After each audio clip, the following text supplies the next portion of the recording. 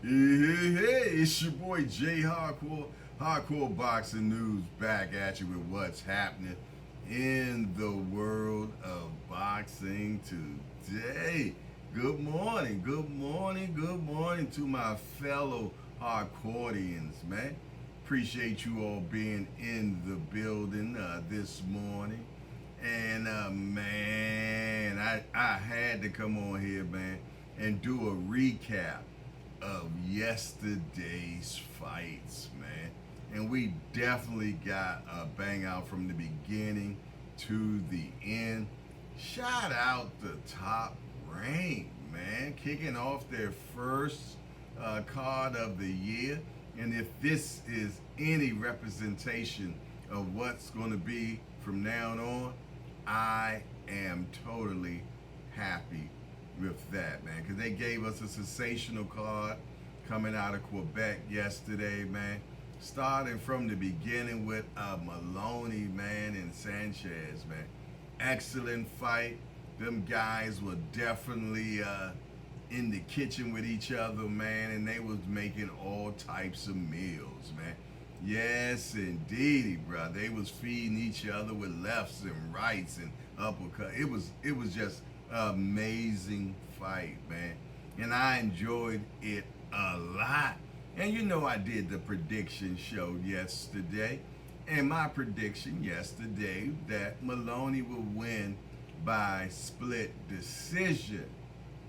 Well, me watching that fight yesterday, man, y'all know I try not to be biased. And I could have went draw or I could have gave it to Sanchez, man. Yeah. And I ain't going back and forth with none of y'all about it either, man. But I could have gave it to him, man. I just feel though that he got off more punches, he landed more punches, man. And he was the one bringing the fight, man. He was the one bringing the fight to Maloney, man. Yeah. So definitely thought that he won that fight, or I would have been happy with a draw. I would have been wrong. Yeah, I went 3-0 yesterday, y'all. I went 3-0. I called it. I even called the seventh round on I think was the Beterbiev fight, if I'm not mistaken. I know one of them I called it to a round, man, and one of my peoples, man, that be in the live chat at the Hangout said he took my prediction and he made $200 from it, man. So shout out to my guy. Yeah. I ain't gonna call his name out though. Yeah, did. He don't want nobody calling him asking him for no bread right now. But moving on. Christian and Billy, man, against Murdoch. Wow, definitely a good bang out last night, man. Them boys rumble. Hey, let me tell you something. For Murdoch to been off so long, man, I didn't see any rust with him whatsoever. And let me tell you, that is a tough guy. You heard me? That guy is tough, man. Man, he went in there, man, and he left it all on the floor, man. He was not trying to lay down for him, Billy. Yo, he took a lot of damage. Man. And let me tell you something. Billy's gonna have to tighten up on his defense. Yeah, he's gonna have to tighten up on his defense, man. Because if he goes up to fighting some of these elite fighters, man, they gonna take his head off, man. Seriously, man. Yeah. Because his defense is horrible. Now his engine and him putting together combinations, oh man, I give him a spot on B+ to A- on it, man. His engine, I give him an A+. The engine is an A+, man, for sure. But when it comes to defense, man, he's going to have to tighten up because Murdoch was landing some hands on him. And I'm going to tell you, if Murdoch had the boo-bop bang, yeah, it was a heavy puncher, he would have knocked and Billy out for all the opportunities that he did was able to hit Billy clean. But moving on from that, man, I'm glad that his corner stopped that, man. Yeah, for sure, man, for sure. Because he didn't need to take any more punishment, without a doubt. I like to say this. I like to see Billy. We're not getting Billy against Canelo. All right, so let's not even cap ourselves down like that. But I can see Billy against David Morrell. Yeah. I know what you said, man. David will decapitate him. Hey, he signed up for the decapitation, man. It is what it is. I like to see the fight. It's a blood sport. You dig? And I would like to see that. So give me Billy against Morrell. Give me Billy against Beterbiev. Why not? They both got crazy engines, man. They both got crazy engines. So I would love to see it. And I ain't going back and forth with y'all about it at all. Moving on to the headline. Arthur Beterbiev versus Bivol. And let's just say Arthur, if you will. His mama call him Arthur. I'm going to call him Arthur because his last name hard for me to pronounce, man. But yeah, man, that Arthur Callum Smith fight was fire for as long as it lasted. And you know what? I was impressed with Callum Smith, man, because I really thought Callum was going to be on his bicycle, and he wasn't.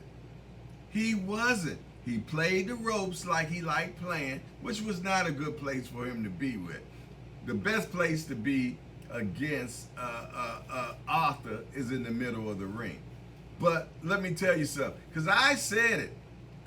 When Callum Smith fought Canelo, he just seemed kind of a little timid. I didn't see that yesterday, man. I seen a man that came to try to win that fight. You heard me? He came to win that fight, man. He did not come to lay down. He was not afraid of the boo-bop bang from Arthur, man. He really came in there to do his thing. Shout out to Callum Smith, man. But I think the better fight would have been the outside for him. Yeah, that's the only way to give yourself a chance against Arthur, man. Yeah. But let's get down to the nitty gritty. Yeah. This is the last part, man. I want to see Arthur versus Bivol. That's the fight that I want to see. And they said if he won this fight against Callum Smith, we'll get the undisputed fight between Arthur and Bivol in Saudi Arabia. Shout out to the Saudis, man. Because they are definitely making fight after fight after fight after fight. Big fights.